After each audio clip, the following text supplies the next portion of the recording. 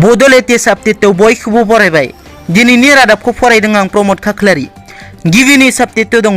थांनाय 24 घन्टायाव 68,000निबो बारा सुबुङा कर'नाजों गाग्लोबजादों। हादराव फिन बांनो हमदों कर'नाजों गाग्लोबजानाय सुबुंनि अनजिमा। सावस्रि बिफाना फोसावनाय बादिब्ला हादराव गाग्लोबजानायनि अनजिमाया 1.2 कोटिनिबो बारा जाबाय होननानै। मैया समबारखालि मिथिहोनाय बादिब्ला हादराव थांनाय 24 घन्टायाव खमैबो 68,020 सुबुङा कर'नाजों गाग्लोबजादों। बेजों लोगोसे थांनाय 24 घन्टायाव कर'ना भाइरासजों गाग्लोबजाना 291 सुबुङा जिउ खोमानो गोनां जादों। नैथियाव दङ।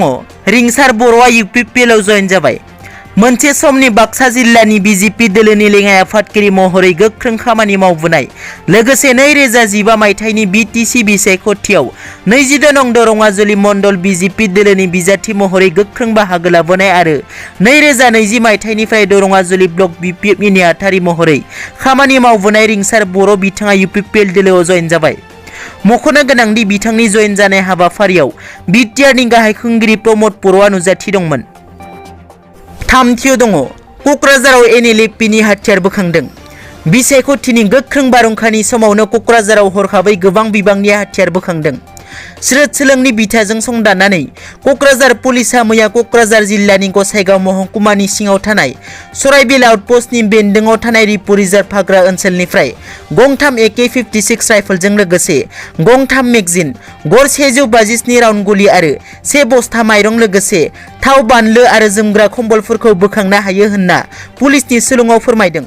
क'क्राझार जिल्लानि बिबानगिरिनि मावखुलियाव खुंफुंनाय मोनसे खौरांगिरि मेलाव BTDनि IGP LR बिष्णुया बुङोदि सुलुंनिफ्राय खौरां मोननानै क'क्राझार जिल्लानि उफ्रा पुलिस बिबानगिरि मुकुन्द राभानि दैदेननायाव हानजासे पुलिसआ गोख्रों सिग्रोमनायनि गेजेरजों गोदानै जोनोम जानाय हाथियार हमग्रा हानजा NLFBनि हाथियारफोरखौ बोखांनो हायो होनना रोखा बुंथियो। ब्रैथियाव दङ। हाग्रामा महिलारिया बुंदों, बाथाया सोर बेखौ हिमन्त बिश्व शर्मायासो मिथियो, आं मिथिया। बाथाया सोर बेखौ हिमन्त बिश्व शर्माया मोजाङै मिथिगौ। बेनि बागै आं जेबो मिथिया। दिनै 33 नं बिजनि बियापाव BPFनि बिजाथि कमल सिंह नार्जारिनि जानानै बिसायख'थि फोसावदिंनाय मेलाव बाहागो लानानै बे बाथ्राखौ बुंथियो BPF दोलोनि आफादगिरि हाग्रामा महिलारि बिथाङा। बिथाङा बुंबावोदि बिथांनि जेबो केस गैया। जेलाव थांनांगौब्ला हिमन्त बिश्व शर्मायासो थांनो गोनां जागोन, मानोना बिनिसो गोबां केस दं होननानै दाबि खालामो महिलारि बिथाङा। बाथियाव दङ। LR बिष्णुया बुंदों, बाथा आरो बक' मुंनि मोननै हानजाया हाग्रायाव थाखोमानानै दं। क'क्राझार जिल्ला पुलिस बिबानगिरिनि मावखुलियाव खुंफुंनाय मोनसे खौरांगिरि मेलाव BTDनि IGP LR बिष्णुया बुङोदि आथिखालाव हाथियार हमग्रा हानजा बाथा आरो बक' मुंनि मोननै हानजाया गोदो हाग्रायाव थाखोमानानै दं।